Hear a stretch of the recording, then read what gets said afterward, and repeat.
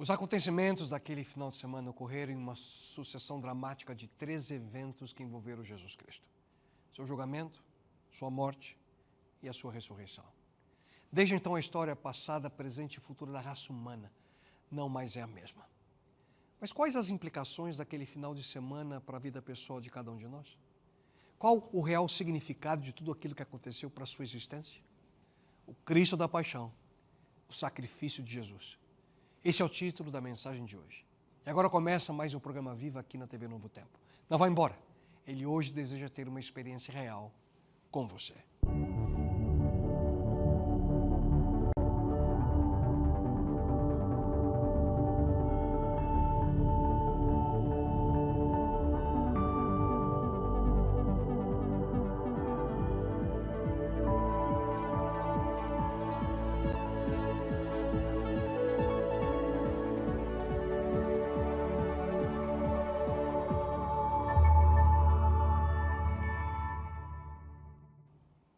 Olá você, boa noite.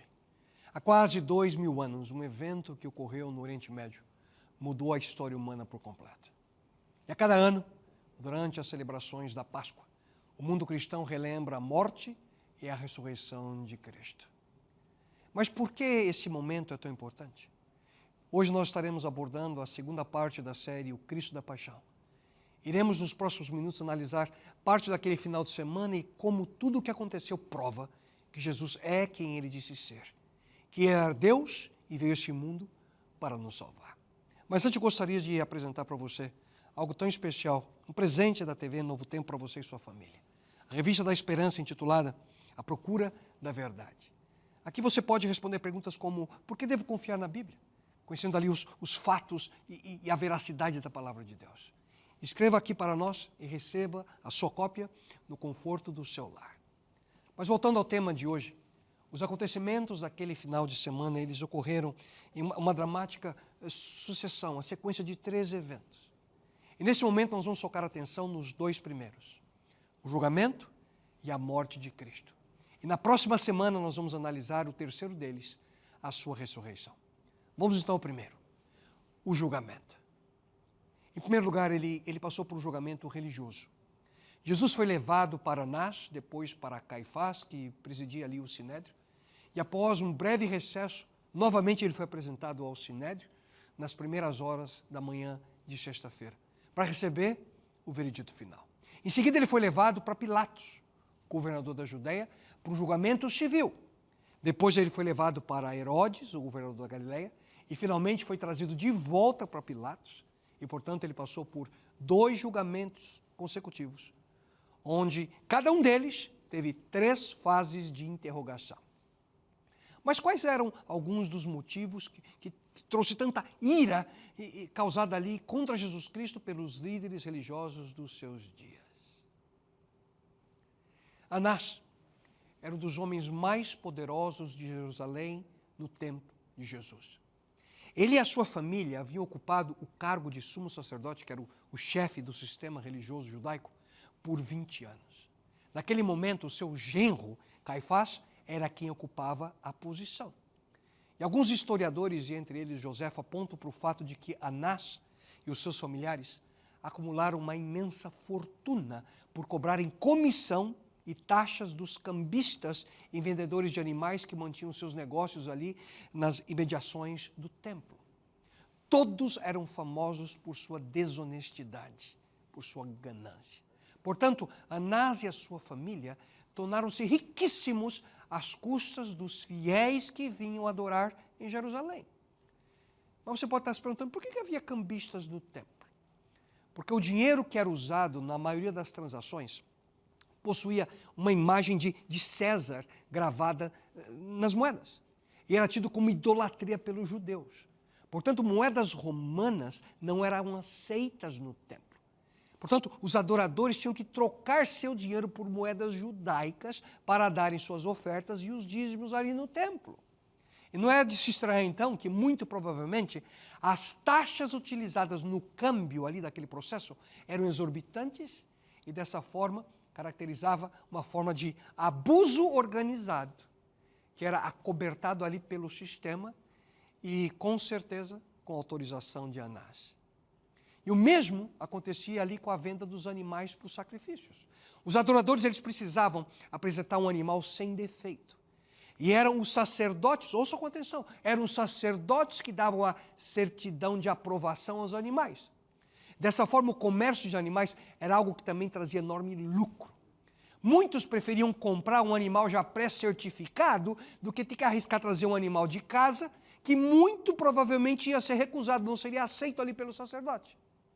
E como sumo sacerdote, Anás ali e a sua família, praticamente, eles eram os proprietários das franquias ali de animais pré-certificados para os sacrifícios. Em outras palavras, Anás e sua família foram os predecessores daquilo que anos mais tarde a gente chamaria de máfia, ou crime organizado.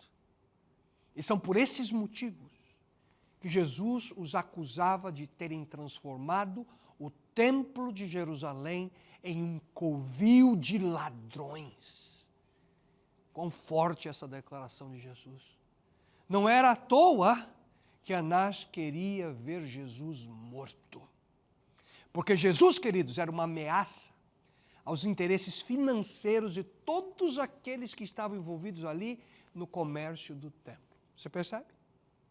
Portanto, fica claro que os principais motivos para que Jesus fosse acusado eram financeiros e políticos.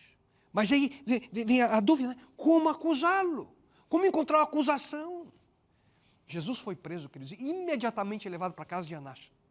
O que prova que ele era a principal força por detrás das acusações contra Cristo. E também aponta por fato de que Caifás, seu genro, não passava de uma marionete nas mãos do sogro. Diante ali de Anás, Cristo foi interrogado com um único propósito, ser incriminado. E o plano de Anás era ouvi-lo falar e de uma forma ou outra encontrar algo para acusar Jesus, baseado em duas premissas ali que ele podia imaginar. Uma, blasfêmia, que era um crime punido pela lei judaica, ou então encontrar algo relacionado com conspiração, que seria punido pela lei romana. E João diz que então o sumo sacerdote interrogou Jesus acerca de seus discípulos e da sua doutrina. Mas a resposta de Cristo sutilmente expôs a ilegalidade da atitude de Anás. Jesus respondeu: eu sempre falei a todos publicamente. Ensinava nas sinagogas e no pátio do templo, onde o povo se reúne, e nunca disse nada em segredo. No entanto, enquanto Anás tentava incriminar Jesus, Caifás teve tempo para rapidamente ali convocar o Sinédrio, que era um molde de conselho de anciões estabelecido por Deus a Moisés. O Sinédrio era constituído por 71 membros, e no tempo de Jesus tinha se tornado um conselho corrupto e motivado ali quase exclusivamente por política e interesses pessoais. A Bíblia diz que os chefes dos sacerdotes e todo o conselho superior estavam ali procurando alguma acusação falsa contra Jesus, a fim de o condenar à morte, mas não puderam encontrar nada contra ele, embora muitos se levantassem para dizer mentiras a respeito dele. Na tentativa de incriminar Jesus, o Sinédrio só poderia atingir seu intento se fossem contra os princípios legais que possuía. Eruditos legais e teólogos que estudam o antigo sistema judaico e judiciário daquele momento, que regia ali a corte judaica, eles apontam os seguintes princípios que deveriam ser respeitados. Ouça com atenção. 2 testemunhas de caráter indiscutível eram necessárias para culpar alguém. O julgamento precisava ser público. O acusado tinha direito a ser defendido ali por testemunhas e apresentando evidências. Se alguém apresentasse um falso testemunho, era punido com a morte. O Sinédrio não poderia julgar casos apontados por membros do próprio conselho. Nenhum julgamento podia ser realizado durante a noite. E pessoas de caráter questionável não podiam testemunhar.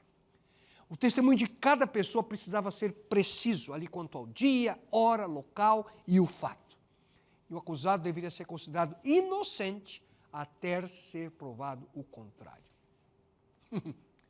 Praticamente todos esses princípios que asseguravam ali que qualquer julgamento fosse justo e misericordioso, todos foram abertamente quebrados pelos membros do Sinédrio judaico.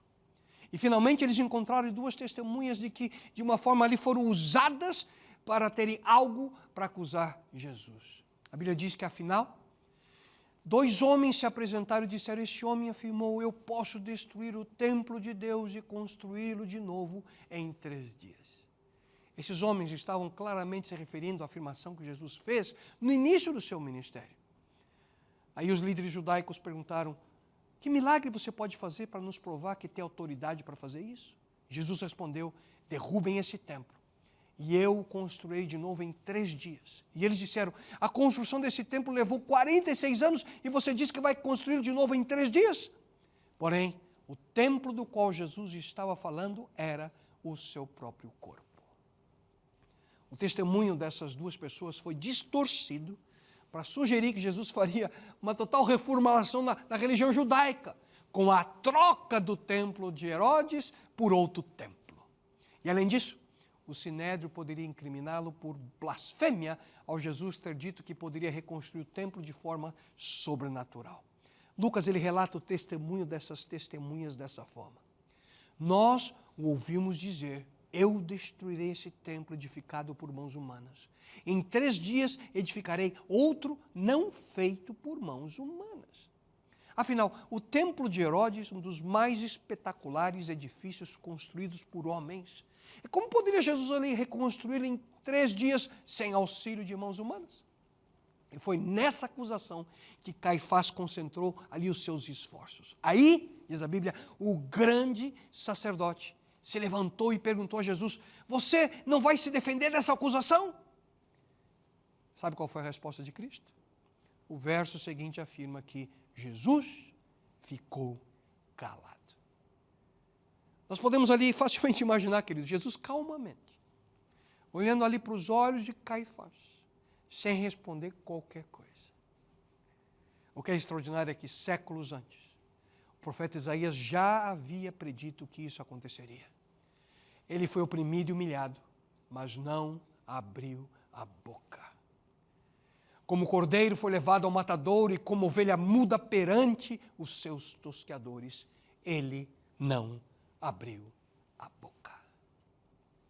Frustrado, finalmente ali Caifás, ele exige uma resposta de Cristo. Então o grande sacerdote tornou a perguntar: em nome do Deus vivo, eu exijo que você diga para nós, você é o Messias, o Filho de Deus? E em sua resposta, Jesus deu ali para Caifás precisamente o que ele buscava. São Marcos traz a resposta de Cristo dessa maneira: eu sou. Que era o nome próprio pelo qual Deus se revelou a Moisés no Antigo Testamento. Eu sou. E vereis o Filho do Homem, assentado à direita do Todo-Poderoso e vindo sobre as nuvens do céu. Imediatamente, após ouvir essas palavras, Caifás rasgou sua vestimenta, o que, por sinal, era proibido pela lei judaica aos sacerdotes, como uma expressão de choque, de profundo pesar. Então o sumo sacerdote rasgou as suas vestes, dizendo: blasfemou! Para que nós precisamos ele de testemunhas? Vós bem ouvistes a sua blasfêmia. Que vos parece? E eles responderam: é réu de morte. Assim que eles encontraram o que queriam: substanciar uma acusação sem base alguma, de blasfêmia contra Jesus, que aos seus olhos era um simples homem, portanto não poderia, de maneira alguma, ser o Filho de Deus. Vocês percebem? Anás, Caifás e o Sinédrio transformaram o seu próprio conselho em uma farsa, com o propósito predeterminado de incriminar Jesus Cristo a todo custo. O julgamento religioso de Jesus, portanto, de acordo com os princípios de jurisprudência ali, que eram conhecidos naquele tempo, foi injusto e ilegal em cada aspecto. Mas agora eles precisavam de uma outra cuidadosa estratégia para conseguir o seu intento de matar Jesus. Porque toda morte, a condenação por morte, precisava ser aprovada pelas autoridades romanas. E a Bíblia afirma: logo que amanheceu, ajuntaram os anciãos do povo, os principais sacerdotes e os escribas, e o levaram ao Sinédrio. Nesse momento, o Sinédrio reafirma a sua sentença de morte, e após uma série de agressões físicas a Cristo, eles o enviaram ao pretório, que era a residência do governador romano, Pôncio Pilatos. Só que Pilatos não estava ali tão inclinado em ser usado pelos líderes do Sinédrio de maneira tão fácil. E aí vem o veredito final, queridos, e a crucifixão. O julgamento romano, o segundo julgamento, ao ver toda a comoção causada pelo Sinédrio, ao levar Jesus Cristo para ser julgado pelo sistema romano, em primeiro lugar, Pilatos faz uma pergunta. Que acusação trazeis contra este homem? E a arrogância ali dos seus acusadores é impressionante. De maneira evasiva, eles respondem, se esse não fosse malfeitor, nós não entregaríamos a ti. Em outras palavras, o Sinédrio queria que Pilatos confirmasse o veredito de morte sem, ao menos, saber quais eram as acusações e o porquê que ele havia sido condenado à morte. Mas Pilatos, muito provavelmente querendo ali agradar o Sinédrio, por causa da Páscoa, ele diz, levai-o vós e julgai-o segundo a vossa lei. Em outras palavras, Pilatos deu aí a aprovação para que eles fizessem o que quisessem que a lei judaica demandasse, fazendo ali olho grosso ali diante da situação. O problema é que, de acordo com a lei judaica, o pecado de blasfêmia era punido com apedrejamento. Só que os líderes judaicos não ficariam satisfeitos com esse tipo de morte. Eles queriam uma execução ao estilo romano.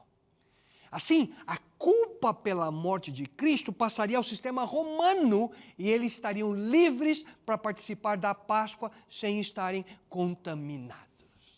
Por isso, eles responderam, não nos é permitido executar alguém. É incrível isso, não? Agora usavam, por seu próprio benefício, aquilo que de forma alguma aceitavam. Alguns dias antes, Jesus havia dito aos seus discípulos, vamos para Jerusalém e o Filho do Homem será entregue aos principais sacerdotes e aos escribas.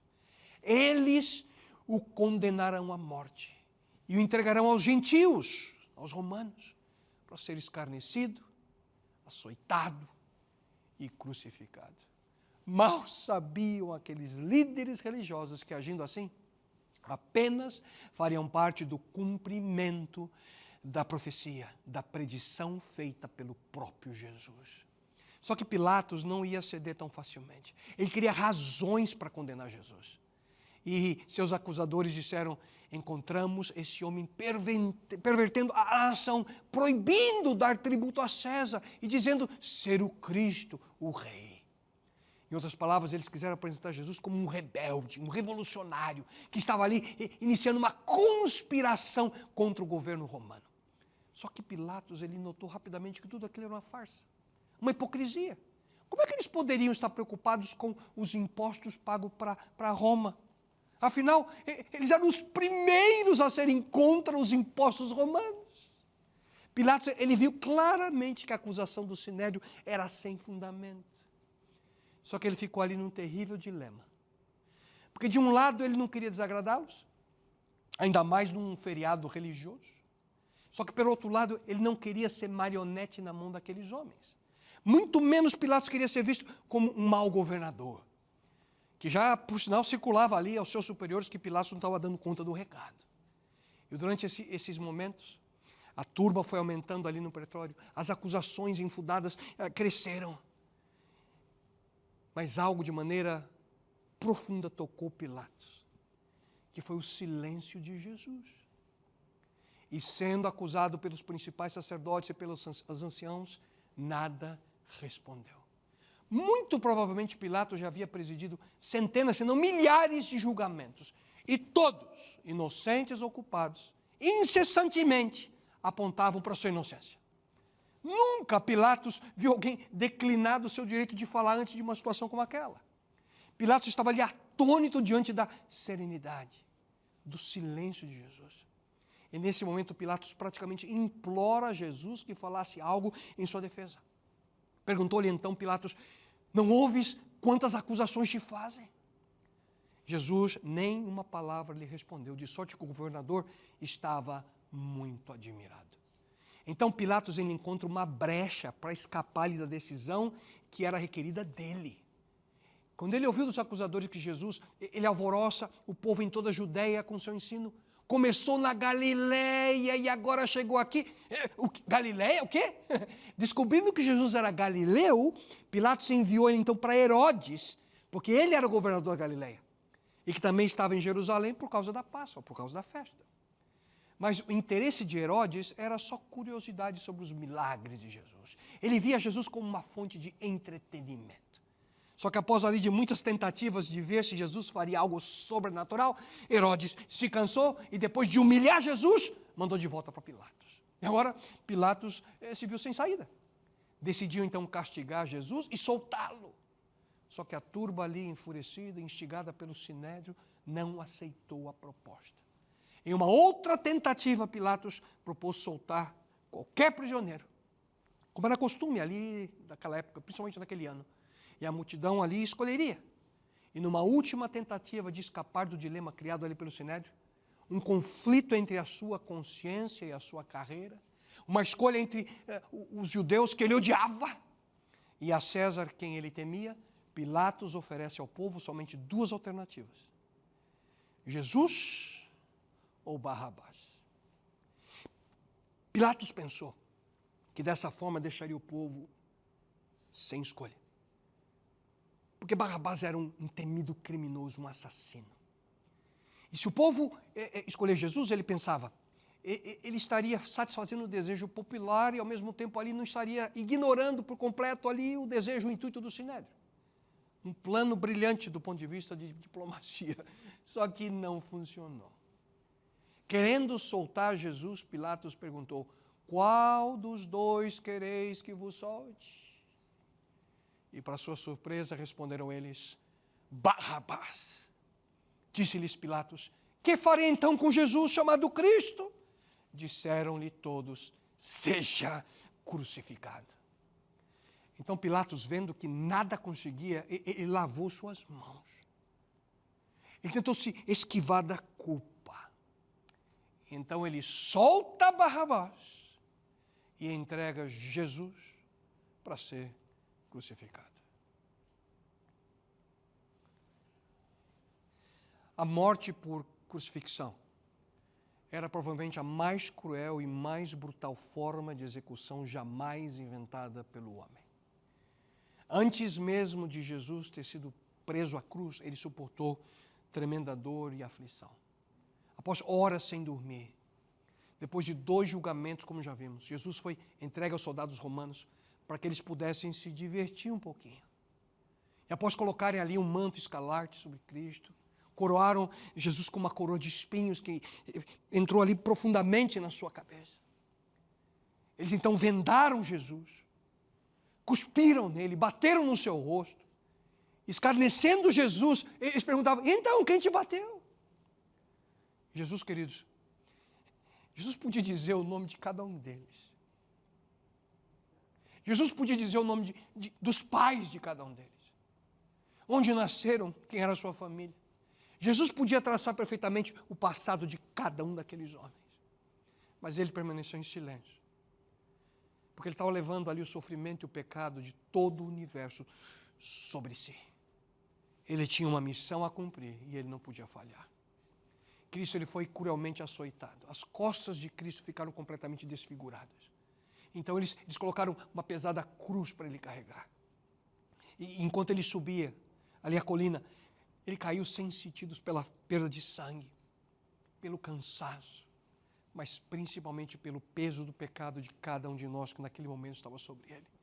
Chegando ali no alto do Gólgota, o Monte da Caveira, eles o colocaram sobre a cruz e o crucificaram. Historicamente, os pregos eram colocados não na palma das mãos, como a gente vê em quadros, mas no punho, aqui, entre os 2 ossos, que é extremamente doloroso. A morte numa cruz acontecia não pelas feridas, mas por sufocamento. Se você ficar pendurado algum tempo nessa posição, o que acontece é que os músculos ao redor da cavidade peitoral vão pouco a pouco sendo paralisados. E quando todo o peso do corpo é sustentado dessa forma, eventualmente você inspira, mas não consegue expirar. Portanto, a morte na cruz seria uma simples morte por asfixia, não fosse a crueldade extra criada pelos romanos. Eles dobravam os joelhos da vítima um pouco e pregavam os pés com cravos na cruz. Portanto, a pessoa ficava pendurada em uma absoluta agonia até que a dor no peito fosse tamanha que numa última tentativa de respirar, a pessoa se erguia um pouco para manter a vida por mais alguns segundos. Portanto, a morte na cruz era causada por esse movimento, subindo e descendo, até que a dor e o cansaço fossem insuportáveis de se manter. É uma tortura até mesmo difícil de se descrever. E é por isso que a Bíblia diz que os romanos eventualmente quebravam as pernas das pessoas que eram crucificadas para que não mais pudessem se levantar. Então morriam mais rapidamente por asfixia. Foi esse tipo de morte que Jesus passou na cruz. Por quê? Porque naquele instante todas as hostes do mal tentavam em uma última cartada fazer com que Cristo desistisse de sua missão. E assim nós estaríamos perdidos para todo sempre. Mas o que isso significa para mim e para você hoje? De certa forma, Jesus, ele ainda está sendo julgado. Jesus está sendo julgado no coração e na mente de cada pessoa que ainda não o reconhece por aquilo que ele diz ser: o Filho de Deus e Salvador do mundo.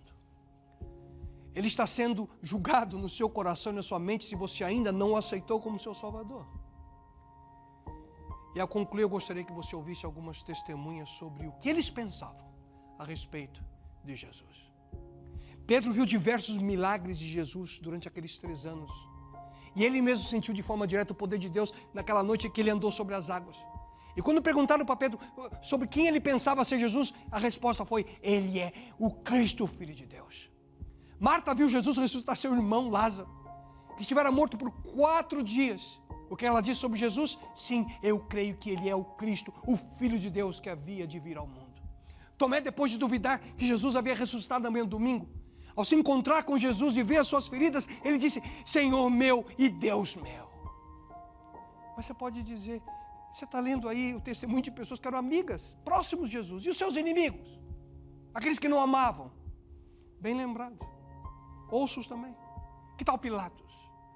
Ele disse: eu examinei na presença de todos e não achei nenhuma base para as acusações que fazem contra ele. Nem Herodes, pois ele o mandou de volta.